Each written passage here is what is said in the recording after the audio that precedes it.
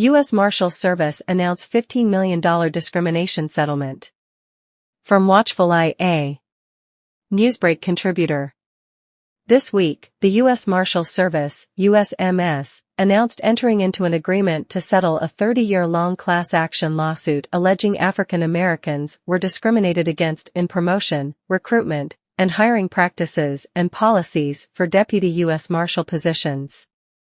The proposed settlement agreement includes $15 million to be distributed to class action members as well as pay the legal and administrative costs associated with the case. The USMS also agreed to provide equitable relief by making policy and practice changes as well as offer individual relief to certain class members who meet eligibility requirements, the settlement website explains.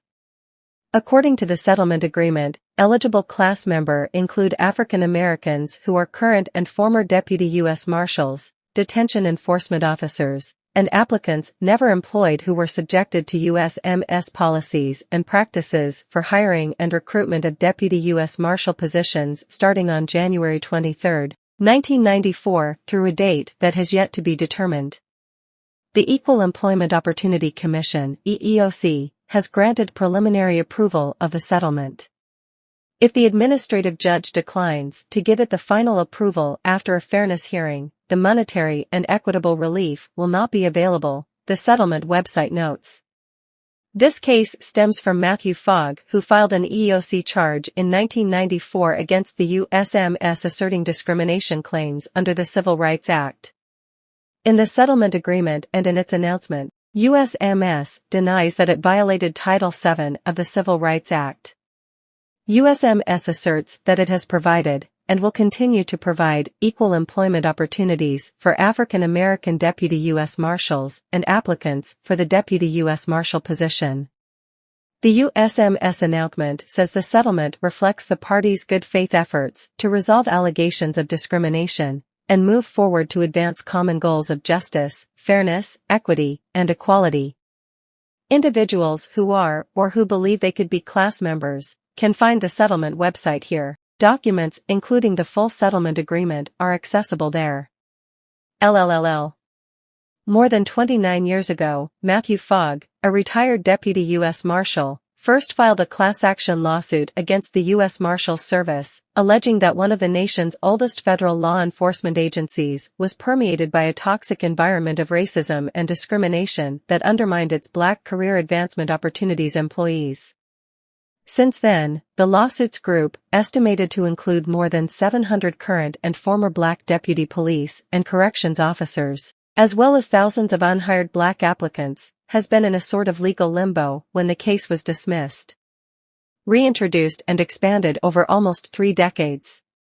By Tuesday, the Equal Employment Opportunity Commission, which enforces federal laws against workplace discrimination and harassment, gave preliminary approval to a $15 million settlement in one of the longest-running racial discrimination class action lawsuits in history.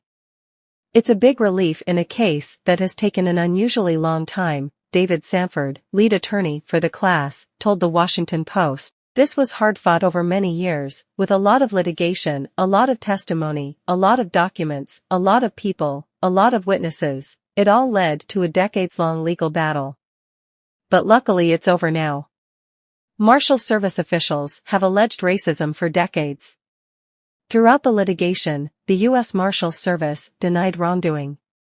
Although an employment equity expert hired by the plaintiffs found that black employees were significantly underrepresented in prestigious departments and in promotions between 2007 and 2012, the agency argued that the analysis was flawed. A spokesman for the Marshals Service declined to comment on the class action allegations, instead referring the Post to a press release announcing that a settlement had been reached. Final approval of the settlement is expected early next year, Sanford said.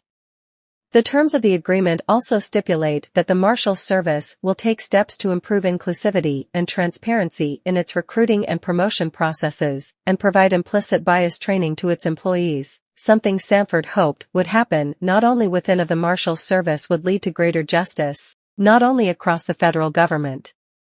This was another wake-up call for the federal government, he said. The federal government should be the shining light and standard by which everyone else acts. This shows that the U.S. government, like so much of corporate America, has fallen short. But hopefully the agreement will make things better for the Marshals Service and the rest of the government in the future. Still, for some plaintiffs, settling for $15 million in a lawsuit that spanned 5 U.S. presidencies seemed too little. Too late, some of the plaintiffs were already deceased. "This is a joke," said Fogg, after whom the class action lawsuit is named. He said he and other black former employees believed the number reached was far too low. Under the settlement, people who were class agents and provided testimony, like Fogg, would receive more of the total, he said. However, he still believes the settlement is unfair, especially because the case dragged on for so long. "It's just ridiculous for 30 years, he said. In 1985, a dispute with a white supervisor marked the demise of Fogg's career in the Marshals Service, the Post previously reported.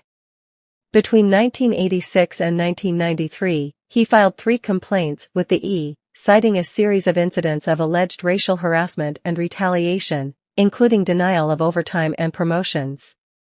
And in 1994, he filed a class action lawsuit against the agency alleging systemic discrimination. As a result, he suffered from work-related stress and panic attacks until he was finally fired in 1995. 3 years later, a jury awarded Fogg $4 million after finding that his workplace was not only racially hostile toward black lawmakers, but also failed to properly investigate Fogg's allegations of discrimination, retaliated against him for such complaints, and fired him posing as an employer. The Post reported at least 2 promotions in 1998. But even though Fogg emerged victorious in that legal battle, the class action lawsuit that bore his name was still decades away from resolution. Over the years, thousands have reportedly been denied promotions or ignored when applying for jobs within the agency. Last year, 15 former and current black employees told the Post about their experiences with racial bias. Some said they saw white marshals calling both black members of the agency and prisoners the N-word. One recalled being mistaken for a suspect by a white colleague. According to employees, a racially biased Good Old Boys network perpetuated a culture in which black people were neglected for opportunities or found career advancement significantly more difficult than their white counterparts. "There was a time when overt racism was the main source of racism, you know, the nooses on people's desks and things like that," one employee told the Post last year. "I think I'm more in the age of institutionalized racism, where it's built into the processes. People are nice to you in your face. When you peel back all the layers, the core is still there and it remains." After dragging on for years, Sanford said the case reached a turning point after renewed media attention and people in the Biden administration wanted to do something meaningful to resolve this long-standing dispute. "The agency has been very reluctant to part with funds for decades. They haven't had any money on the table for years," he added. "It was only relatively recently that we actually had meaningful and exciting conversations. Very difficult negotiations soon followed," Sanford said. According to Fogg, the law firm initially sought an $80 million settlement, which he said was significantly lower than in similar discrimination cases in which authorities had agreed to pay more than $500 million. "Would we have liked to get more money?"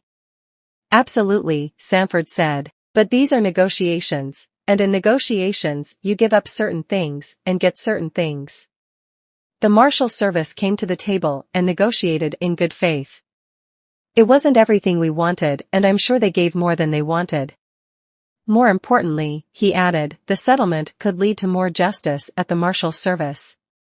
Policy changes within the agency will be assessed by an independent monitor tasked with submitting reports within 180 days. That is, unless a possible government shutdown affects the deadlines." "There's always something," Sanford said. "This case has been before us for 29 years, and we certainly have the specter of a government shutdown that could disrupt the timing of all this. The deadlines for this would be suspended in this case, but hopefully there will not be a deadlock because these current and former MPs have waited so long for justice." Thanks for watching. Make sure to like, share, subscribe and hit the notification bell for new videos and channel updates. Peace.